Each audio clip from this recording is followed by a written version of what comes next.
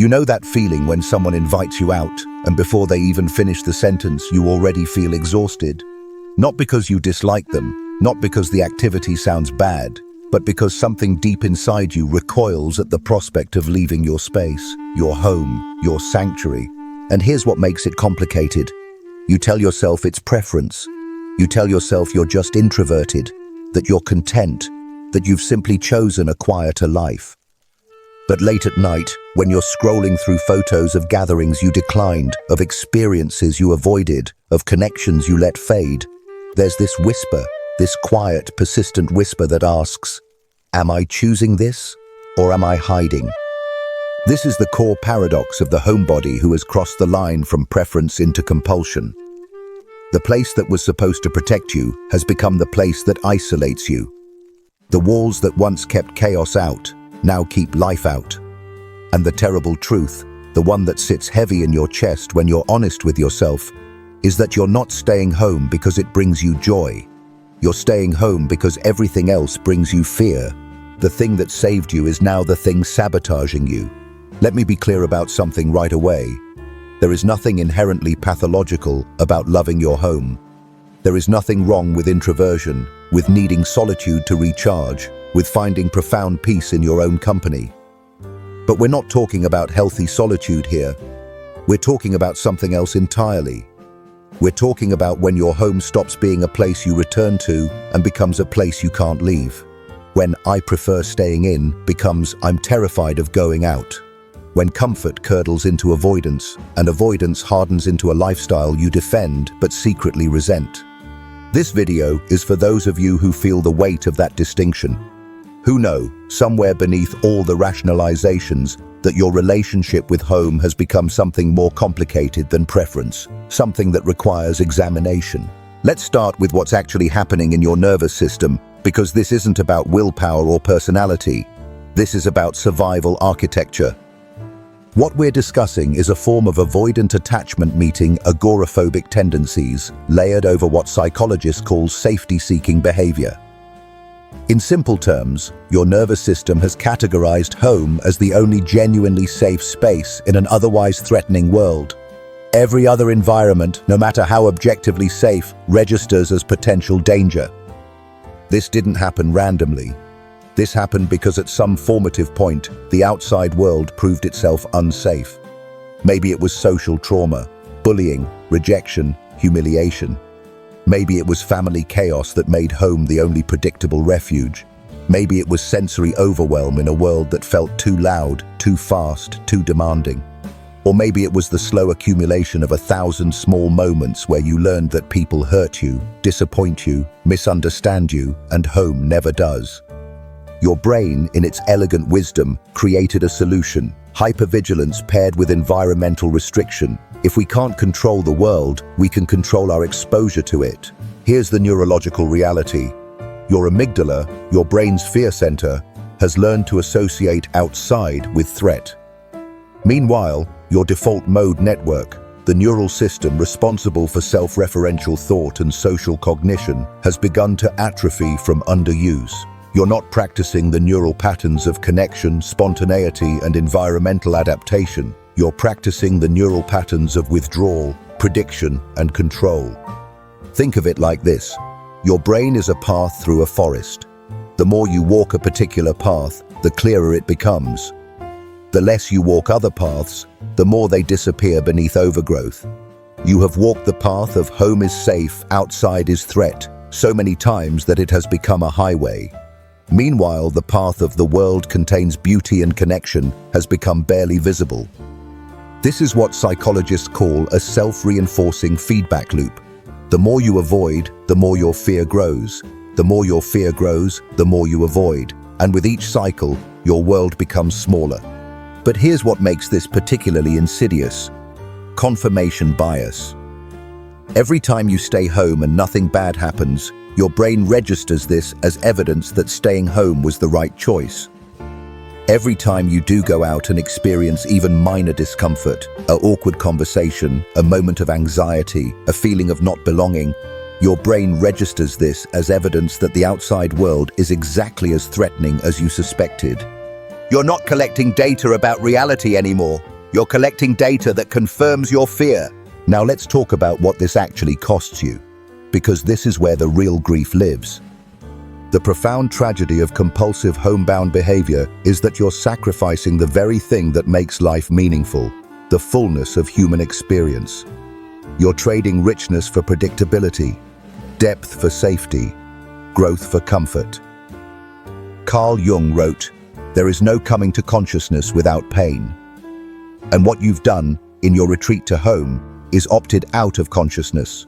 You've chosen the known over the unknown, the controlled over the chaotic. And in doing so, you've chosen a kind of living death. Because here's the truth that sits at the center of this pattern. You're not actually safe at home, you're just numb. Real safety, psychological safety, doesn't come from environmental control. It comes from internal resilience, from knowing you can handle what life brings you, from trusting yourself in uncertainty. And you can't build that resilience by avoiding uncertainty. You can only build it by moving through it. This is the invisible grief of the homebody, the grief of the unlived life. You grieve the friendships that faded because you said no too many times. You grieve the experiences you missed while everyone else was accumulating memories. You grieve the version of yourself who might have been bolder, more spontaneous, more alive, if only you'd been brave enough to meet the world. And the cruelest part? You grieve alone, in your home, in your safe space, surrounded by the very walls that promised protection but delivered isolation. The fear that drives this pattern is always the same fear, wearing different masks. The fear of being truly seen and found inadequate. The fear that if you show up authentically in the world, people will reject you, judge you, hurt you. So you pre-reject yourself. You remove yourself from the equation entirely. If you're not in the arena, you can't be wounded, but you also can't be touched, can't be known, can't be loved in the way humans desperately need to be loved, witnessed warts and all, and chosen anyway. You've mistaken absence of pain for presence of peace. So what does this look like in adulthood? How does this pattern manifest in the granular details of your daily life? You might be someone who feels genuine panic at the thought of spontaneous plans. Not just mild preference for notice, but actual physiological distress. Your heart races. Your thoughts spiral into catastrophizing. You need days, sometimes weeks, to mentally prepare for social engagement, and even then you're rehearsing exit strategies before you arrive. You might be someone whose closest relationships exist almost entirely through screens. You text, you video call, you maintain the appearance of connection, but you rarely, if ever, share physical space. And you've convinced yourself this is the same thing, that digital intimacy is equivalent to embodied presence. But somewhere, you know it isn't.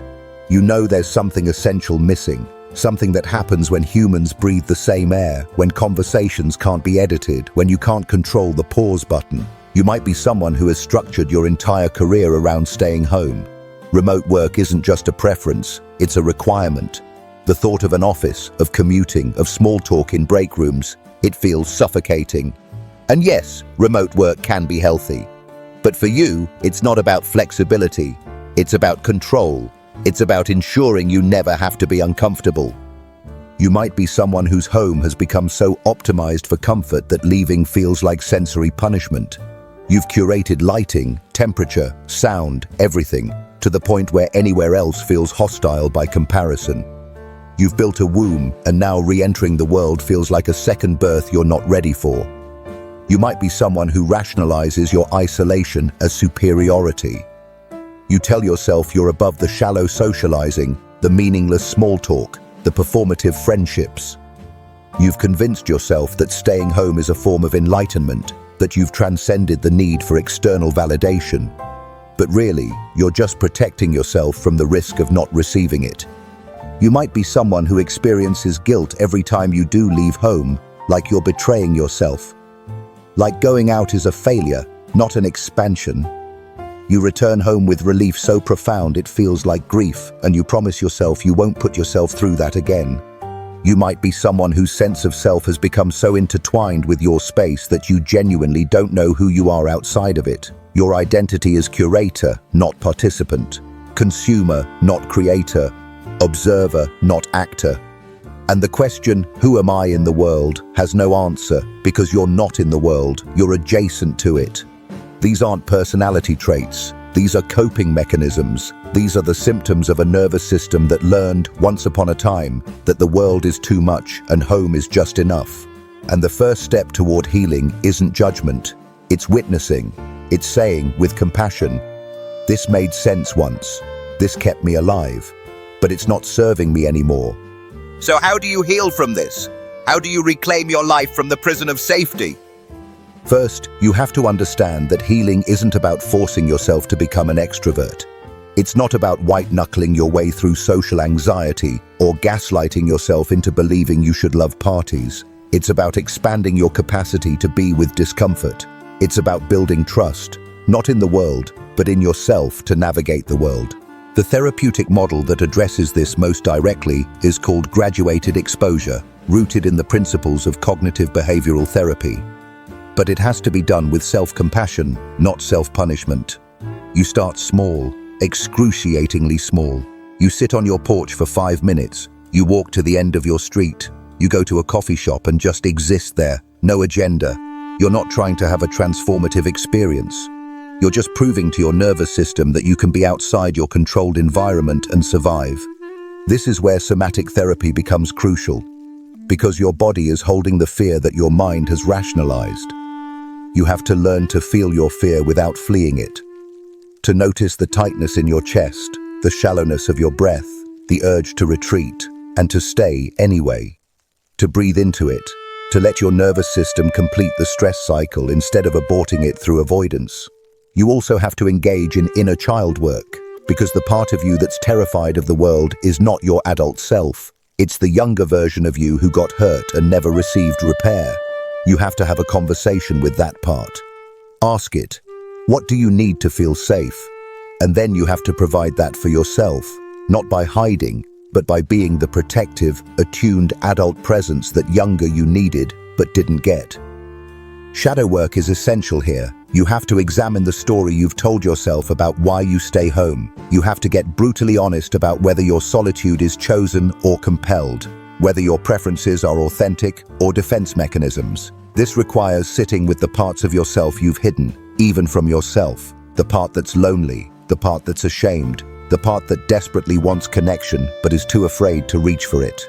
And perhaps most importantly, you have to practice choosing softness over hardness. You've built walls, thick, impenetrable walls. And walls keep things out, yes, but they also keep you in. Healing requires porousness, vulnerability, the willingness to be affected by the world again, even if that means risking hurt. The psychiatrist and Holocaust survivor Viktor Frankl wrote, "Between stimulus and response, there is a space. In that space is our power to choose our response.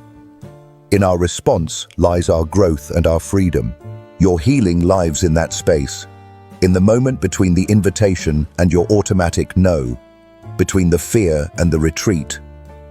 In that space, you have a choice, and every time you choose differently, you're building a new neural pathway, a new story, a new version of yourself." Healing doesn't mean your home stops being a sanctuary. It means your sanctuary stops being a cage. It means you can rest there, recharge there, find peace there, and then leave. Return. Leave again. It means home becomes a place you choose, not a place you're trapped in. Here's what I want you to understand. There is nothing wrong with you for becoming this way. Your nervous system did exactly what it was designed to do. It adapted to threat. It kept you alive. And for a long time, staying home was the safest thing you could do. But you're not in danger anymore. Or if you are, it's a different kind of danger. The danger of a life half-lived. The danger of arriving at the end of your years and realizing you spent them as a ghost in your own existence. You are not broken. You are not damaged beyond repair. You are not too far gone. You are simply holding a survival strategy that outlived its usefulness. And the beautiful, terrifying truth is that you can change. Not easily, not without discomfort, but possible, absolutely. The goal isn't to stop loving your home. The goal is to stop needing it the way a drowning person needs air. The goal is freedom, the freedom to stay and the freedom to go. the freedom to choose your life instead of defaulting to your fear.